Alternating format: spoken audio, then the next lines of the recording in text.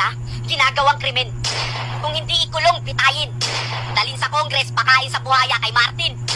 Kasagsagan ng bagyo, nakuha pa magpagawa ng tarpaulin. Halos magkandalunod na kami sa baha habang ikaw nagpapagawa ng tarpaulin. Habang nagsisisigaw kami ng tulong, yung sako ng bigas tinatatakan niya ng Martin. Kulang na lang ultimo butil ng bigas tatakan niya ng Martin. Kaya pala papahupain muna yung baha kasi hindi pa sila tapos gumawa ng tarpaulin. Saka bakit mo tatatakan ng pangalan mo yan? Hindi mo naman pera yan. Ano yun? Bago kayo tumulong, hihintayin pa naming matapos yung buwisit na tarpaulin na yan. Alam mo, Martin, ang sarap mong palanguyin sa mura. Paulanan ng real talk tapos ihagis sa baha. Sa gitna ng matinding pagbaha sa Bicol Region, gustong malaman ng ilang senador kung saan napunta ang umano'y bilyon-bilyong pisong pondong inilaan para sa flood control projects. Ito na yata ang pinaka-worst na government pagdating sa funds. Maharlika funds, flood control funds, PhilHealth funds, tapos sasabayan pa ng mga tanga mong funds.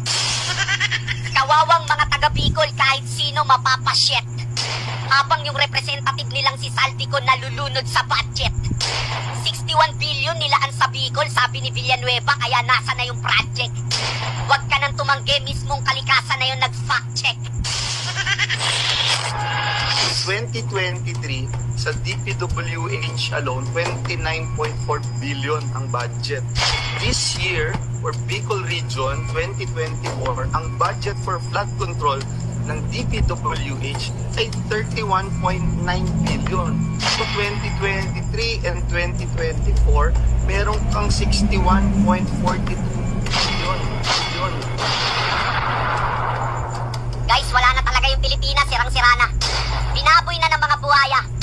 Yung mga matitinong tao, galit na. Yung mga bangag sa kriminal na lang yung mga natutuwa. Sino ba representative ng Bicol? Apo. Sino may hawak ng budget? Apo. Sino dapat sisihin? Apo. Buti alam mo. Naglaan kami na napakalaking halaga. Umaabot ng halos 420 billion kung tutuusin. Aabot, siguro papatak ng 1.4 billion a day ang budget sa flood control. Saan napunta lahat yan? Yan ang masaklap. Hoy, plastic, ba't kami tinatanong mo? Ang tanongin mo, yung bobo mong kapatid sa yung pinsan mo. May saklap-saklap ka pang nalalaman, sila sisihin mo. Kung talagang nagmamalasakit ka sa mga Pilipino, yung kapatid mo sa kapinsan mo, kasuhan mo. Hindi yung daldal ka ng daldal dyan sa media, wala ka namang ginagawa. Kunwari galit sa kapatid saka sa pinsan, hindi naman pala.